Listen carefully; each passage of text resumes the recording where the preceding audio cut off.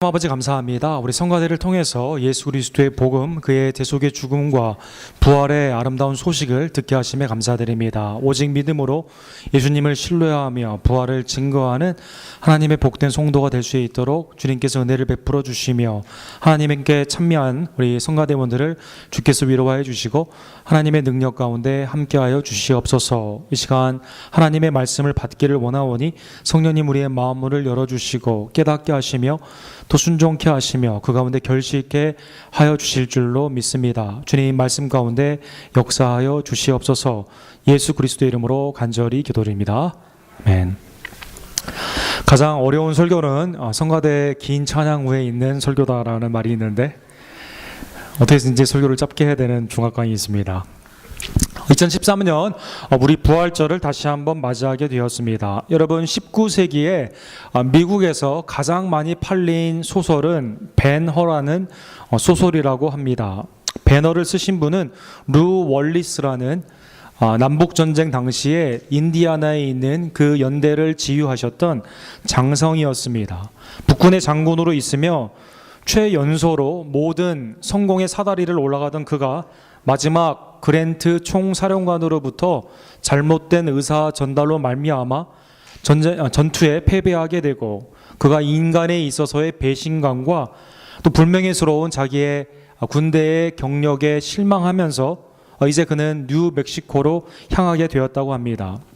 군대에 있을 때는 그가 예수님을 믿지 않았기 때문에 기도하는 병사들에 대해 이렇게 연약한 사람들이라고 꾸짖기도 했던 그가 그때 꾸짖었던 그 병사를 기차 안에서 만나게 되었다고 합니다. 그리고 그로부터 예수 그리스도의 십자가와 부활의 복음을 듣게 되었다고 합니다.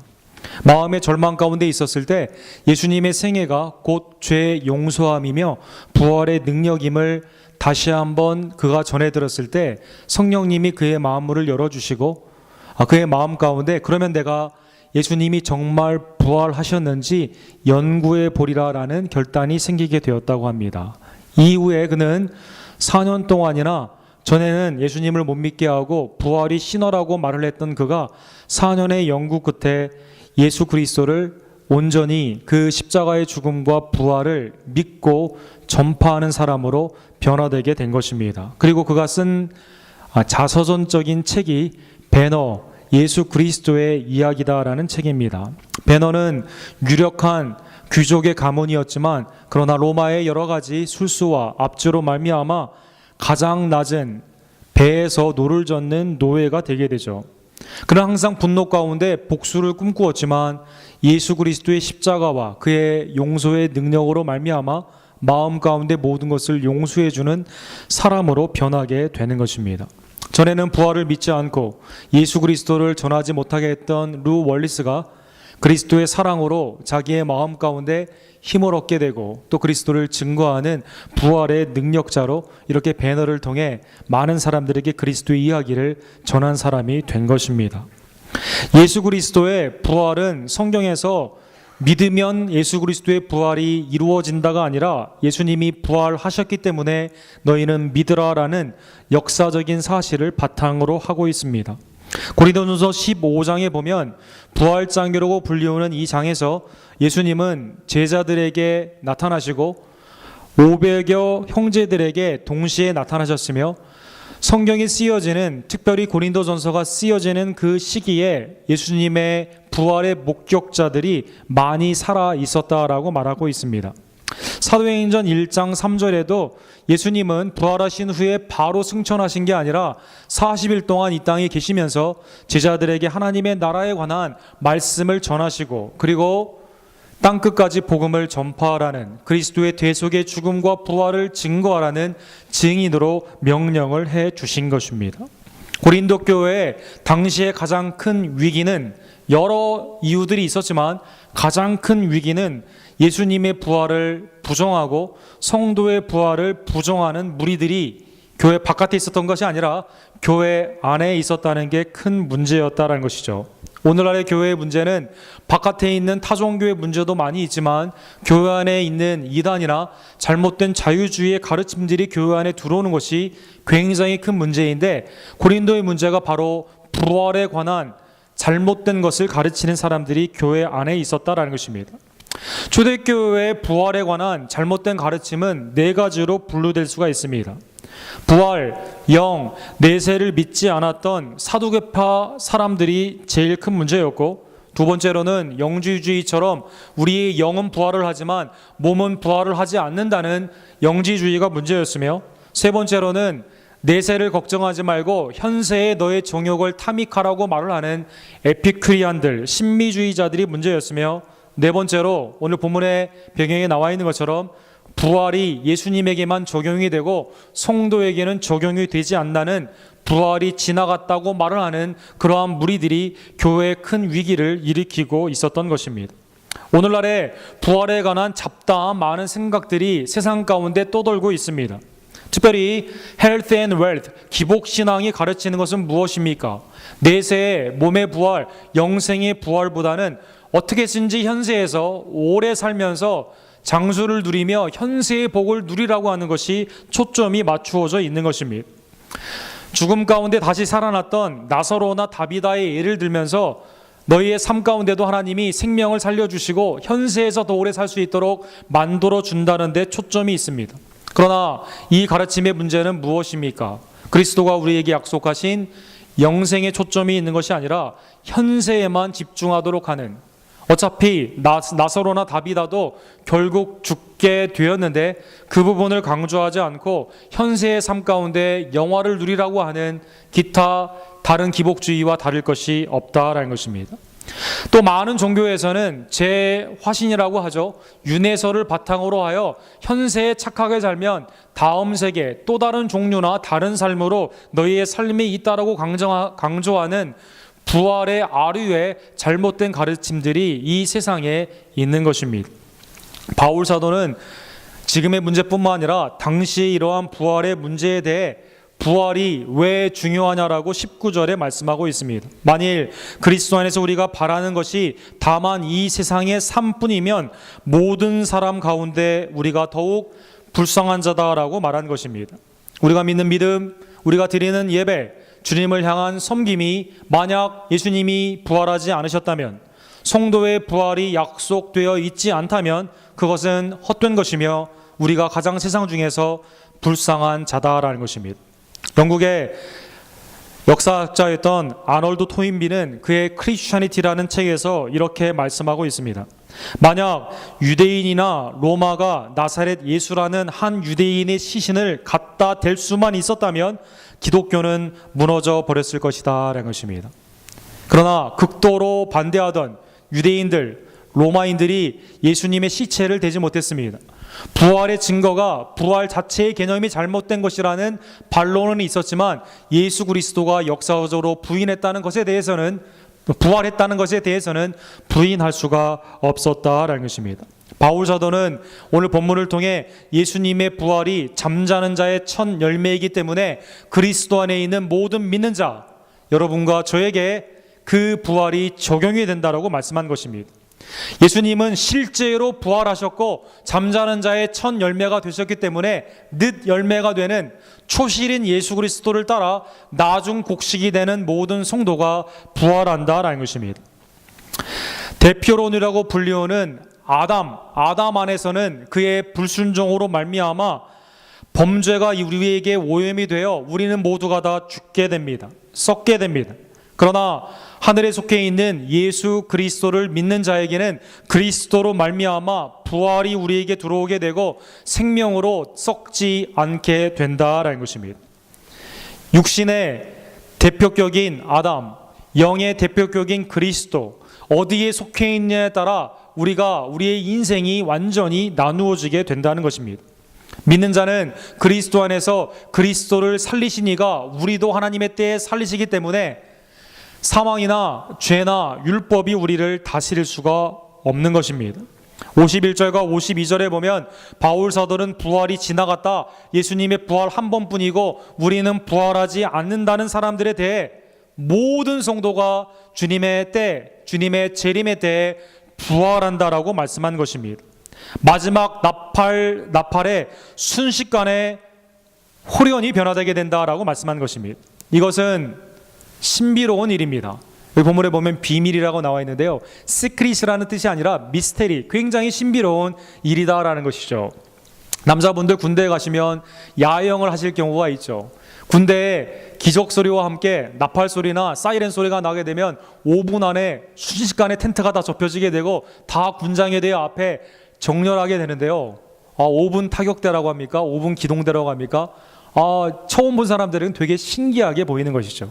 우리의 부활도 마찬가지다라는 것입니다. 순식간에 변화되는 그것이 이해가 되진 않지만 하나님의 놀라운 능력 가운데 그렇게 된다는 것입니다. 주님이 재림할 때 이미 죽어있는 육신의 죽음 가운데 있었던 성도들은 어떻게 됩니까?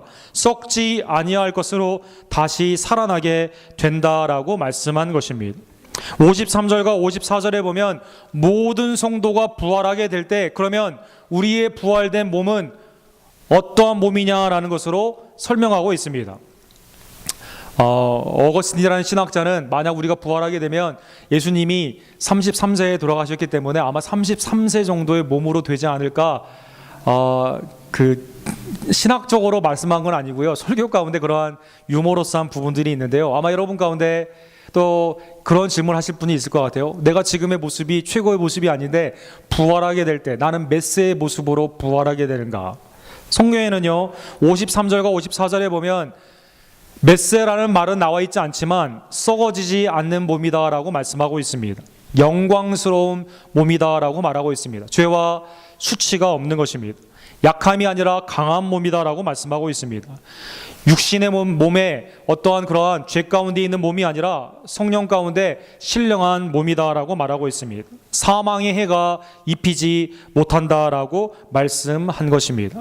그리스도가 잠자는 자의 첫 열매가 되어서 부활하여 주셨는데, 그를 믿는 자가 하나님의 뜻, 하나님의 때, 예수 그리스도의 재림의 그 시기에 후련히 변화되어 썩지 아니한 것, 강한 몸으로, 영광스러운 몸으로, 신령한 몸으로, 사망의 해를 입히 않는 영생의 몸으로 부활하게 되는 것입니다.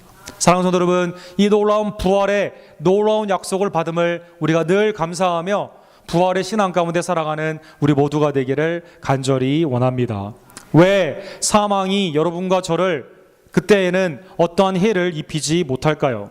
그것은 이사야 25장 8절에 있는 말씀이 그리스도를 통해, 그리스도의 부활을 통해 성취되었기 때문입니다. 그때에는 사망을 삼키고 이기리라고 기록된 말씀이 이루어지니라. 무슨 말씀이 이루어집니까? 이사야에서 약속된 사망을 영원히 멸하실 것이라. 주 여호와께서 모든 얼굴에서 눈물을 씻기시며 자기 백성의 수치를 온 천하에서 제하시리라. 여호와께서 이같이 말씀하셨느니라. 부활하신 예수 그리스도의 놀라운 그 능력, 예수 그리스도를 살리시는 하나님의 그 능력이 사망을 삼키어 버린다라는 것입니다. 우리가 삼키게 되면 없어지게 되죠. 어두움 밤이 있는 어떠한 그 방이나 다른 곳에 빛이 가게 되면 어두움이 사라지게 되는 것처럼 사망이 어떠한 역할도 어떠한 능력도 갖지 못하게 되는 것입니다.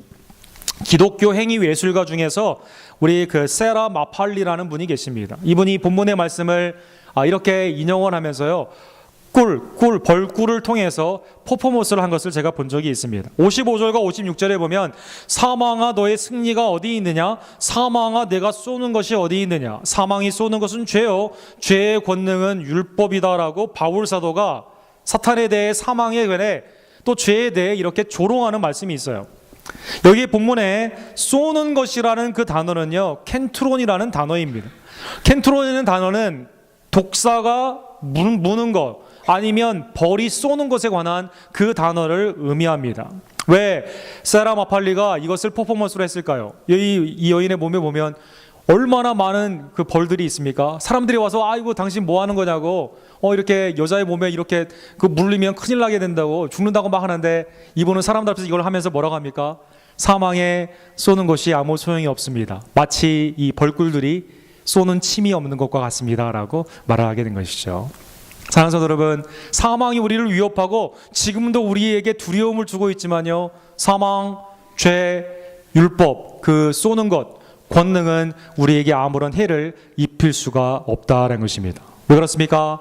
그리스도의 부활로 말미암아, 사망 권세를 이기신 그로 말미암아, 그를 이렇게 세우신 하나님의 능력으로 생명이 사망을 삼켜버렸기 때문인 것입니다. 사랑하는 성도 여러분, 사망은 우리를 쏠 수가 없습니다. 죄는 우리를 어큐즈할 수가 없습니다.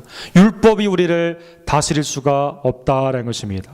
여러분, 화가 중에 그 샤갈이라는 화가가 있죠. 그의 뉴 엑소더스, 십자가와 부활이라는 유명한 그림이 있습니다. 그리스도께서 우리의 죄를 십자가에서 도말하여 주셨습니다.